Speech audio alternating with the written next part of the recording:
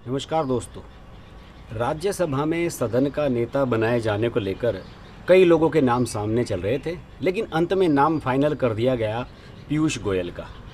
और पीयूष गोयल का नाम क्यों फाइनल किया गया है, ये जानना भी बहुत ज़रूरी है।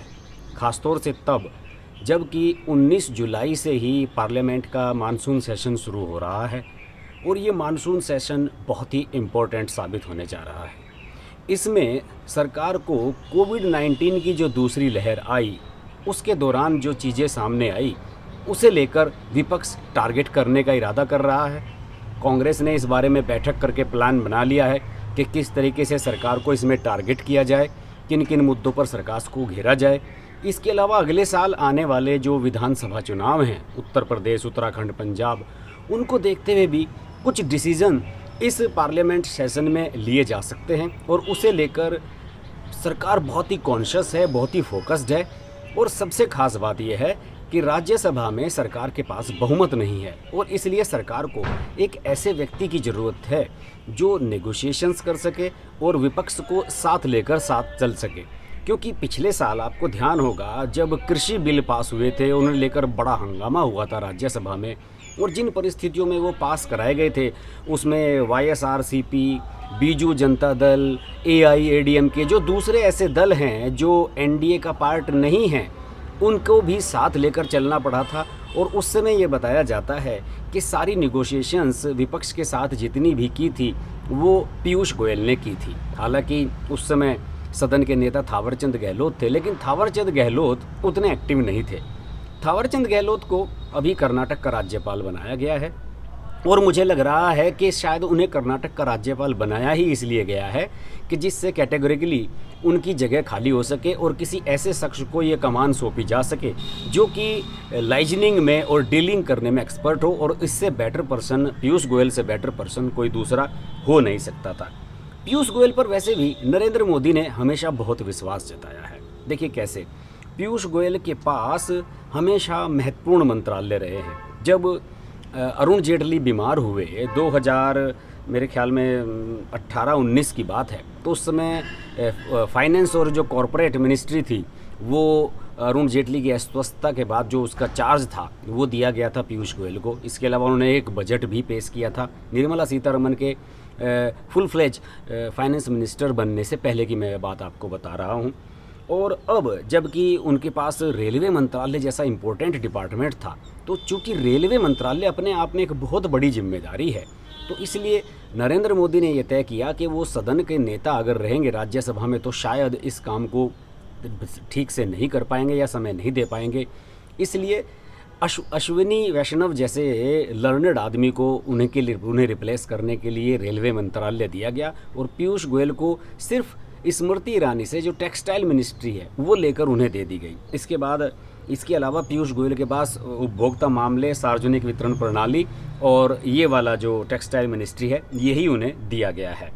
और इसके अलावा उनके पास कई डिपार्टमेंट्स के बड़े इंडिपेंडेंट रूप से चार्ज भी रहे हैं। और आपको मैं बताऊं, कोयला विभाग भी उन्होंने देखा है जो कभी धर्मेंद्र प्रधान के पास हुआ करता था। इसके अलावा न्यू एंड रिन्यूएबल एनर्जी और एंड माइंस इंडस्ट्री जो है उसका भी उन्होंने स्वतंत्र प्रभार के रूप में काम देखा था।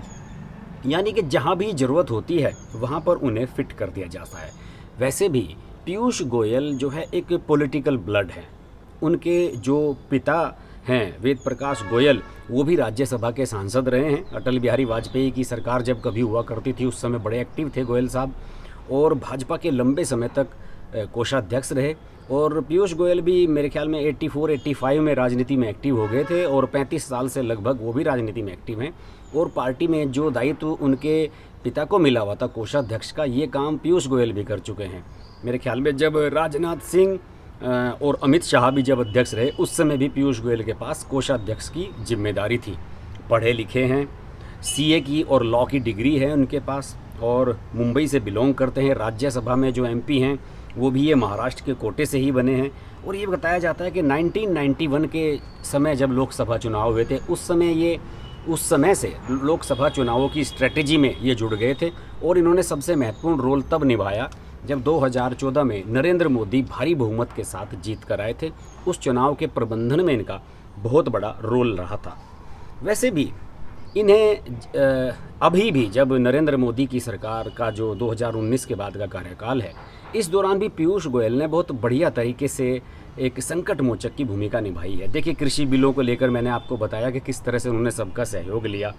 इसके अलावा 3 तलाक वाला जब बिल आया, 370 के मुद्दे पर भी इन्होंने अच्छा मैनेजमेंट किया।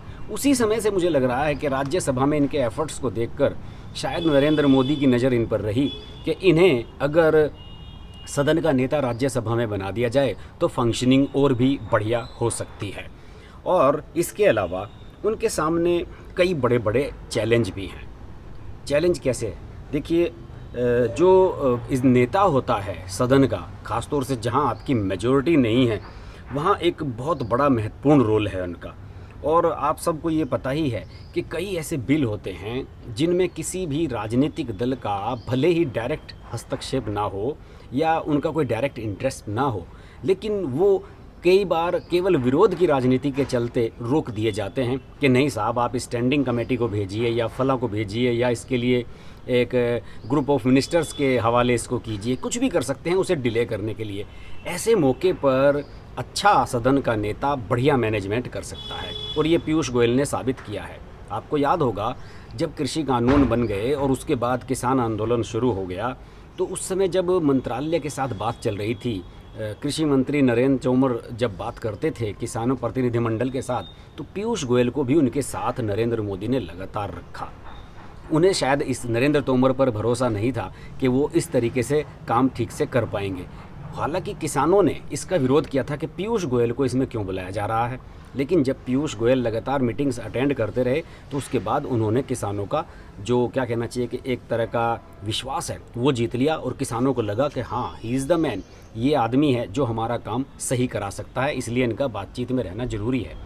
और जहाँ तक उनकी पर्सनल लाइफ की बात है, पीयूष गोयल 57 ईयर के हैं, राजनीति के हिसाब से अभी यंग ही हैं और वेल ऑफ हैं, पैसे की कोई कमी नहीं है। और मोदी के मंत्रालय में जितने भी मंत्री हैं उनमें 4 मिनिस्टर ऐसे हैं जिनकी संपत्ति 50 करोड़ से ऊपर है and he is one of them.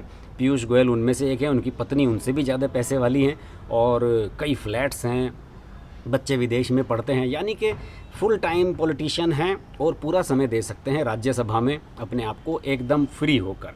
तो मुझे ये लगता है कि अब नरेंद्र मोदी इस वाले मानसून सत्र में कुछ बड़े डिसीजंस लेने वाले हैं, कुछ बड़े बिल्स और अध्यादेश जो है वो आने वाले हैं। शायद इसी वजह से राज्यसभा में हैसल फ्री वर्क, बिल्कुल निर्बाध काम को हैंडल कराने के लिए उन्होंने पीयूष गोयल को ये जिम्मेदारी दी है। देखते हैं पीयूष गोयल इस पर खरे उतरते हैं या नहीं। अगर आपको मेरा ये वीडियो अच्छा लगा तो प्लीज़ इसको लाइक करें, शेयर करें, कमेंट्स के माध्यम से अपना फीडबैक दें। चैनल को अगर सब्सक्राइब नहीं किया है, क्योंकि बहुत से लोग हैं जो मेरा चैनल देखते हैं, वीडियो देखकर आगे बढ़ जाते हैं, चैनल को सब्सक्राइब नहीं करते। प्लीज़ उनसे निवेदन है हाथ जोड़कर कि चैनल को सब्सक्राइब करें, नोटिफिकेशन के लिए बेल आइकन प्रेस करें, क्योंकि मैं अक्सर लाइव आता हूं और लाइव आपको फिर फीड नहीं मिल पाएगा। और हाँ, अगर आप मुझसे सुपर चैट के माध्यम से या व्हाट्सएप ग्रुप के माध्यम से बातचीत करना चाहते हैं तो आप मेरे चैनल की गोल्ड मेंबरशिप ले सकते हैं। और इसके अलावा जो मेरे 3 महीने पुराने मेंबर हो जाते हैं, चाहे आप बेसिक मेंबर ही हैं, उनको भी मैं सुविधा देता हूं अपने व्हाट्सएप ग्रुप में जुड़ने का। तो देखते रहिए हर्ष की बात लाइव। नमस्कार। हाय, दिस इज़ ज़ारा खान और आप देख रहे हैं हर्ष की बात। हर्ष जी एक बहुत ही अच्छे राइटर हैं, बहुत ही सीनियर जर्नलिस्ट हैं और उनका आर्टिकल पढ़ के हमेशा बहुत अच्छा लगता है because of the way he articulates them. So don't forget to share, like and subscribe to his channel and hit the bell icon.